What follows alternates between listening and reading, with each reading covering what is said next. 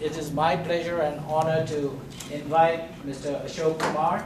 Ashok, if you don't mind shaking hands with Matt. Matt is the guy who does smart grid initiatives, and we hope that we have got an ongoing dialogue going forward from now on. Let me just clarify, it's the utilities that do the smart grid, I'm just the government. Okay. Okay. Ashok, if you don't mind thanking us, giving us a small presentation of what India is doing in the smart grid and overall energy initiatives. Good afternoon, everybody. It was a wonderful lunch we had, and I hope to all not go back to sleep. Coming to the US was a great experience because we have seen a lot of activity taking place in the power sector here. A lot of initiatives being taken up in the smart grid sector. India is a country which is now going through a dream run of having very high growth rate. Even when the world was going through an economic recession, we clocked about 8 to 10% growth rate. And we are continuing that growth rate.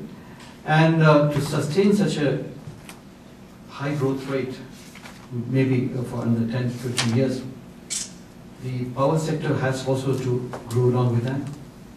So that's the way we in the government has been planning to take the initiative in the power sector forward.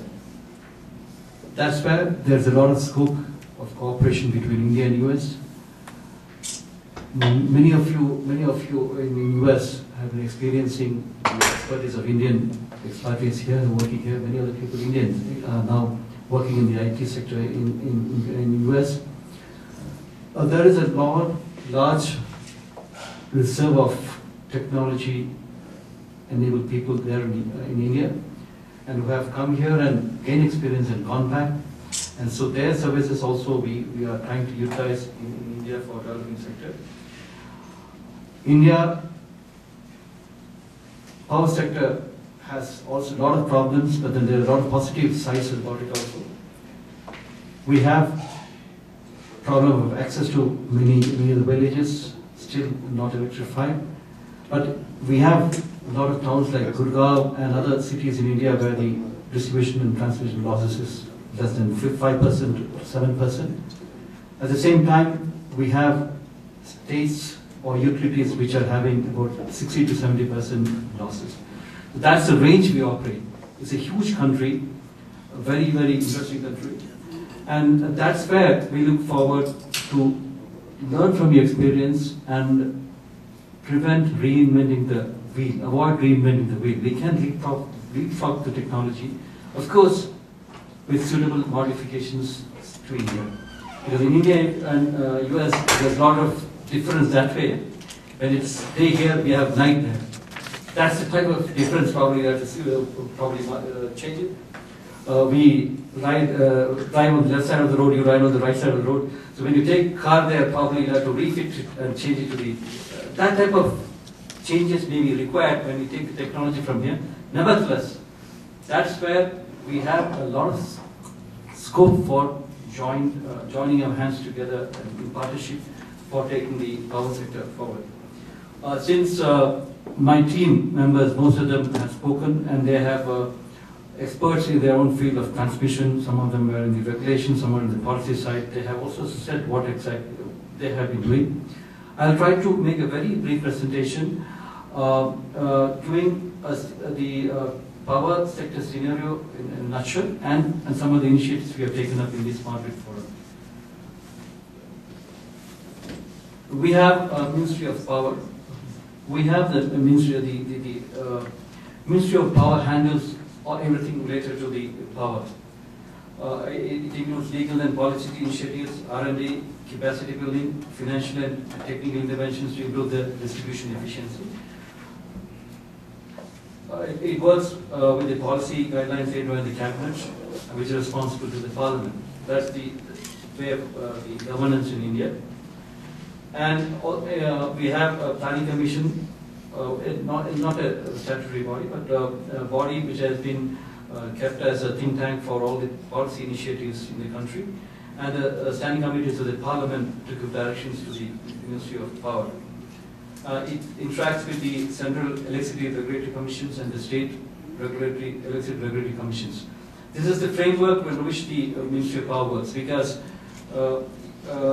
whatever directions of CERC regulators, our utilities are bound by that, and our path forward is also very much linked to the directions of the CERC. And one major difference is that there is a Ministry of New and Renewable Energy, which is dealing with the renewable energy sources. Ministry of Power handles the conventional energy, but renewable energy sources and the associated with that are handled by the separate ministry, even though we work in very close coordination. The Central Electricity Authority, Mr. Asok Kumar was here. They represent the technical arm of the ministry. The Central Transmission Utility, PGCI, Power Grid Corporation of India Limited, Mr. Soda, his company is responsible for the inter-regional and interstate transmission of power. In the last few years, we have also invited a lot of private sector participation in this. This is one area where we are inviting or looking forward for a lot of cooperation from the private sector investments for transmitting power from the evacuating power and distributing to the states. State transmission utilities are responsible for the transmission, for distribution of power within the state. In accordance to the Indian Electricity Act 2003, which made a very significant changes in the power sector, where the distribution was delicensed. We have issued our national tariff policy, national electricity policy, and rural electrification policy according to the Electricity Act.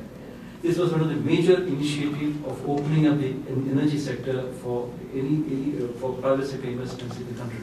And this has really changed, made a major transformation in the Indian power sector, where a lot of investments have come forward in the generation and transmission sector. I repeat, generation and transmission sector, seeing the growth of India, GDP growth in India in the last 5-6 years, there has been a lot of investment coming in the transmission sector, but then we have a problem with the distribution sector. I'll come to that. The total installed capacity is about 178 gigawatt. The mix is about thermal at 64 to 66%, hydro 20%, nuclear 10%, renewables for 11%. We plan to add another 100 gigawatts in the next plan. That's about 5-year period. As Mr. Shah was mentioning, in the last 3-4 years, we have taken up a lot of drive in the capacity addition sector, and that's where 4 ultra mega power plants of 4,000 megawatt each have been sanctioned, and the work is going on. We intend to reach about 20 gigawatt solar generation by 2020. And this is the per capita growth consumption. You can see how when we started in 1947, it was only 103 kilowatts. That was the per capita consumption. In US, it's about 15,000, and it's around 15,000. So we are much below that, because mind you, we have a very large population, 1.2 billion people with us. And so when you divide it, the denominator is huge for us. And we may not require the type of heating. We don't have that much of extreme climate here. We don't require room heating to that extent as what we use here. And probably we are much more energy efficient, I would say. I don't know.